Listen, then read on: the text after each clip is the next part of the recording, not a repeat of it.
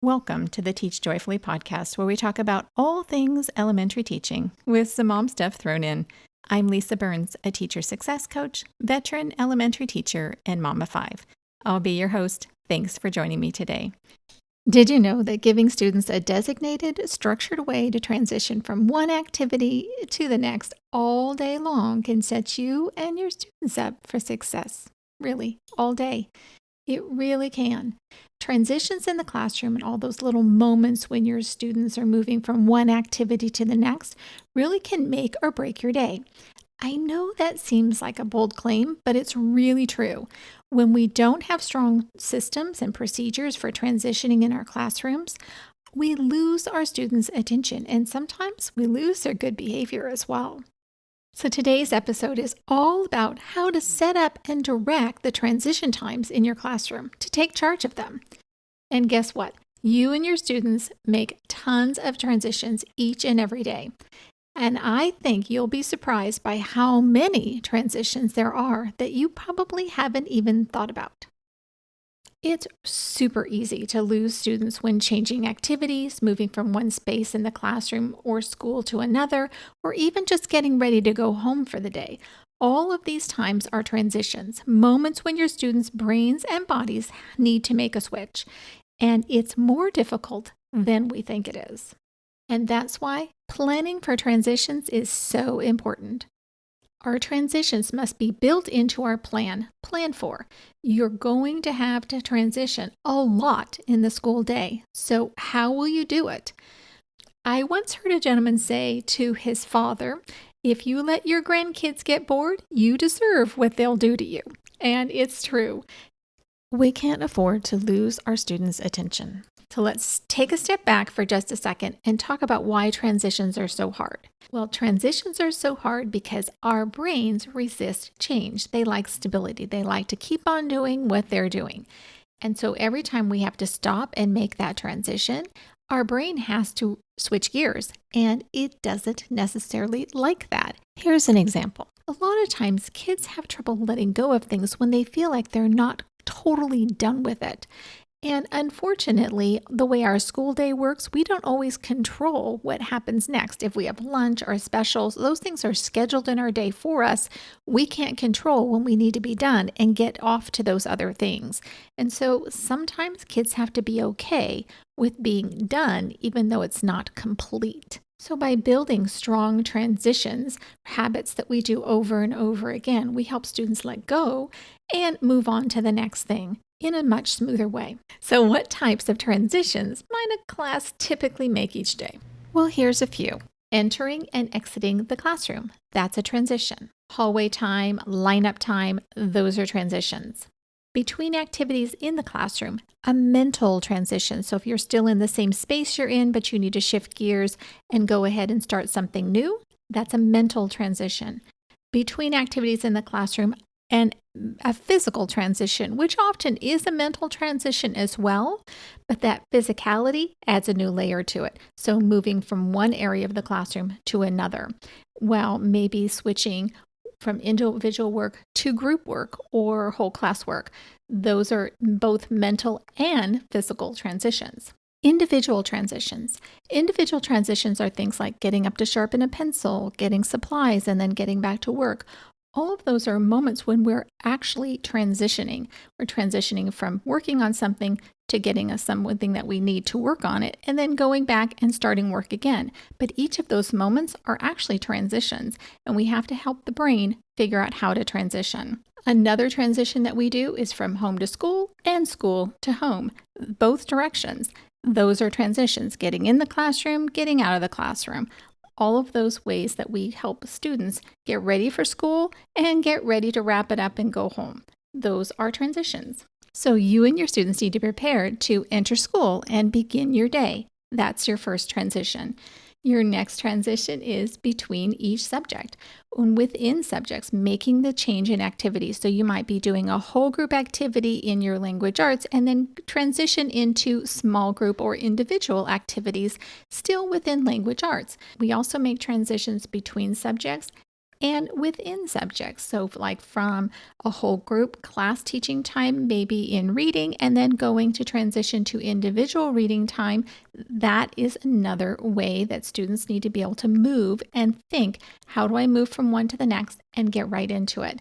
Having a strong way that you're going to transition that tells students, yes, this is what I'm getting my brain ready. This is what I'm going to do. Those are important moments. You need to develop transitions from one area of the classroom to another, from desk to carpet, from desk to small group table, all of these ways that we have to move from one space in the classroom to another, to centers, wherever it is that we're going. Transitioning from regular teaching time to lunch and back again, recess and back again, bathroom breaks, all of those things are transitions. Do you have a strong routine for that?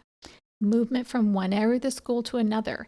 That's not just lunch and recess. It can be to specials. It can be your library time. There's lots of other areas that we go to in the school that need a transition as well. And of course, that end of day routine, that's a transition. There's a reason why we have a routine, because it helps students make the transition smoothly. So let's talk about some ways you can smooth out those transitions. Make your transitions both physical and mental for changing tracks. So you might have students who are getting up and moving, and you have very specific ways you allow students to move in your classroom. Obviously, we're not going to be running in the classroom, but we also might have a song we're singing or a chant we're saying, or maybe you're reading to your students. There's lots of ways to make that transition where their brain is occupied by listening to you or chanting with you, singing with you, that tells them this is what we're doing. We're going ahead and making this transition. We're moving from this space to the next space, and it helps them get it ready to do those things. It doesn't happen overnight. This is a routine and a habit that we're developing. But by doing that, we're helping students make those transitions all year long, and it gets easier and easier the more we do them. So making it engaging, making it fun, it can be silly, it can be surprising. There's all kinds of ways that we kind of startle the brain and wake it up and say, oh, we're doing something different, to help the brain disengage from what it was doing and get ready for something new. And of course, make it a routine. Whatever transitions you're going to do, it needs to be the same thing every day at the same times during the day. You might change up the chant or the song or some of those things, but it needs to be something similar, so that maybe for 1 month you have one chant or song, and then for the next month you're moving on and you're doing something different, but you're still having a chant or a song during that time. Okay, so I can give you a million ways that you could probably transition, all kinds of ideas, but I had to narrow it down. So I do actually have a cheat sheet for you on classroom transitions. It's separated into a couple of sections so that you can look through and find what will work for you and one for your class. And you might not use exactly what I have, but maybe it will inspire you to think of something that would work for you, for your personality, for your students, for your age level, for your class. We all have different circumstances, so you're going to figure out what works for you. But let me give you a few ideas, at least to get you thinking for now, and then you can go grab the cheat sheet in the show note. Okay, so here we go. So here's my end of day routine, that is the transition from school to home. We start by doing a 10-minute tidy and clean up the room as quickly as we can. And then after we do that, then while students are actually packing up and getting their things ready to go, we sing Happy Trails. I know it's an old song, it's kind of funny, but we sing Happy Trails at the end of every day. And so as they're getting ready, everyone's singing. And it is this easy, fun transition, and kids come to expect it, and they know what to do. And their brains are busy, their bodies are busy, and everyone stays on task, because this is the trigger for the brain that says we're getting ready to go home. This is what we're doing. And it just works. So having a strong routine like that can really make your end of day very, very smooth. Another way to make transitions in the classroom where students actually have to physically move, to make them a little bit easier, is to do a balancing act. Balancing acts are kind of fun. You can be real or imaginary. I like kids to have a beanbag that they can set on their head as they transition, and they have to walk with the beanbag balanced on their head. Now, if your students can't handle that, and some classes can't, because quite honestly, that beanbag could get launched across the room. If that's who some of your students are, then it needs to be imaginary. But you can train them to do this with an imaginary beanbag or an imaginary something else on their head. They can imagine their favorite stuffed animal, whatever it is that you want to do, but they can walk as if they have to balance it on their head. They're so busy focusing on that, there's no time to get into trouble, and they can just do what they need to do. It's quick and easy, and it's actually a lot of fun. For transitions at students' desks, I like to do stork, blind stork, or tricky stork. This is an easy thing that students can do. They can stand up right next to their desk. It's a brain break, and it's a good way to transition. So for stork, we would stand on one leg for a minute or however long you decide, and then maybe we'll switch legs. For blind stork, it's the same as stork, but you have to keep your eyes closed while you're bouncing on one leg. It is so much harder. For tricky stork is the same as stork, but instead we are touching a finger to your nose, to your shoulder, to your elbow, to your knee, different places wherever it is that I say. And then we switch hands. These are great for crossovers. It helps the brain. It's all kinds of goodness packed into a simple transition. I use songs and chants for all kinds of things, from coming to the carpet to sit down, to getting up and going back to your desk, to lining up. Even we have songs that we sing. You can sing the ABCs. You can sing the ABCs backwards. I have number songs that we sing, counting songs that we sing, all kinds of things. There's lots of things that you can sing along the way. Grammar rules, math concepts, all kinds of things. There's tons of stuff out there. Go out and find what you need, and you can be reinforcing concepts while they're transitioning. Just don't switch up the chants too often, because then it gets complicated. So if you're going to do a song or a chant, keep that song or a chant for a while until kids really have it down before you decide to change it up. If you change it up too often, you really will become actually more of a problem than a help. A little tip for those individual transitions, I put a library card holder on the corner of my students' desks, and I have individual cards within them that say in office and out of office. It's a quick transition from getting supplies and getting back to work. So let's wrap up.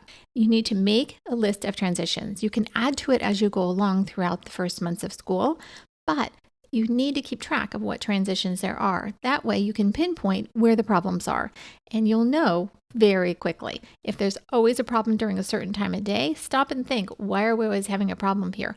Okay, we need a different transition. We need to train this, and we need to practice. Then you need to make a plan for what kind of routine you're going to do during that particular time. It can be very fast and simple.